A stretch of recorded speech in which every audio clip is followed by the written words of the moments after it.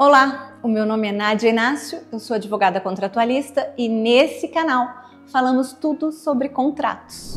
Os efeitos de um contrato podem atingir terceiros que não assinaram nesse instrumento?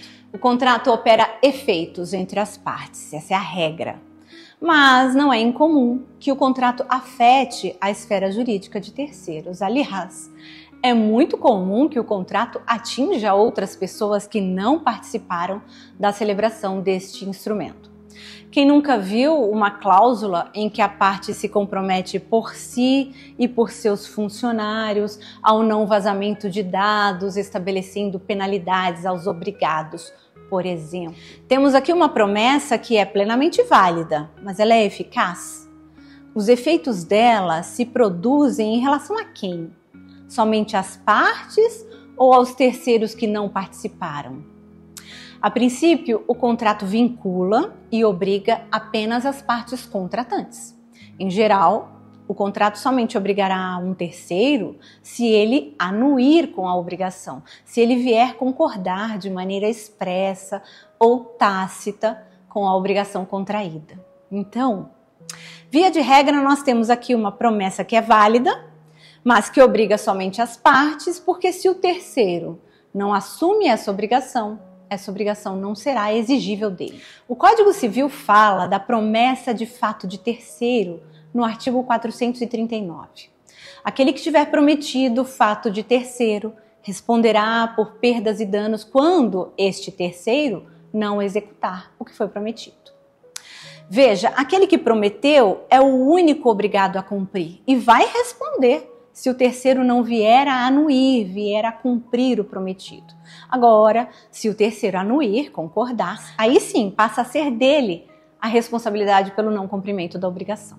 De modo que quem prometeu estará liberado da responsabilidade no contrato.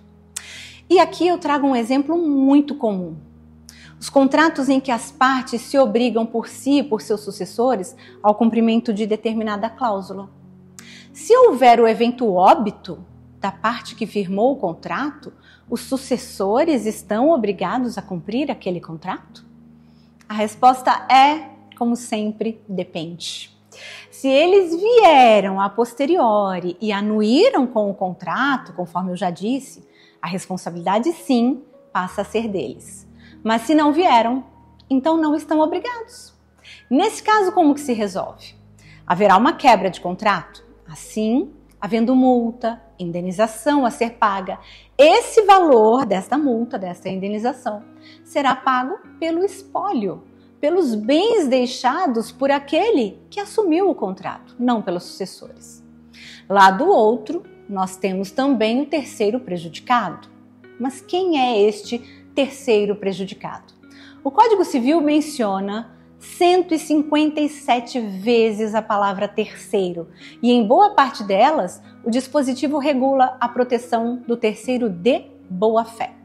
Em linhas gerais, considera-se de boa-fé todo aquele que tem razões legítimas para desconhecer o contrato ou os vícios que o atingem e se vê prejudicado pelo negócio jurídico firmado por outras pessoas.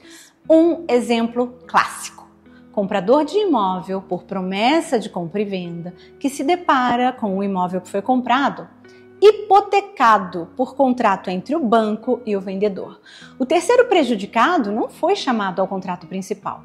Portanto, em tese, ele não estaria obrigado à entrega do imóvel, tendo de se socorrer da justiça para garantir os seus direitos.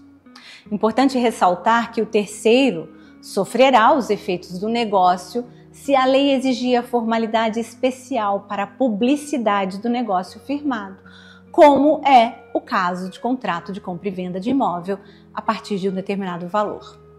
Vejamos dois exemplos. O artigo 221 do Código Civil prevê que o instrumento particular feito e assinado prova as obrigações convencionais de qualquer valor, mas os seus efeitos não se operam a respeito de terceiros antes de registrado no registro público, porque é necessária uma publicidade. Também o artigo 288 prevê que é ineficaz em relação a terceiros a transmissão de um crédito se não celebrar-se mediante instrumento público ou instrumento particular revestido das solenidades do parágrafo 1º do artigo 654. Isso porque são muitas as situações como fraude contra credores, negócios jurídicos simulados, anuláveis, entre outros. O terceiro de boa-fé terá o seu direito resguardado se agir amparado pela legislação. E você, entendeu agora como um terceiro pode ser atingido pelo contrato? Se ficou com alguma dúvida, deixe aí nos comentários. Um beijo, tchau, até a próxima!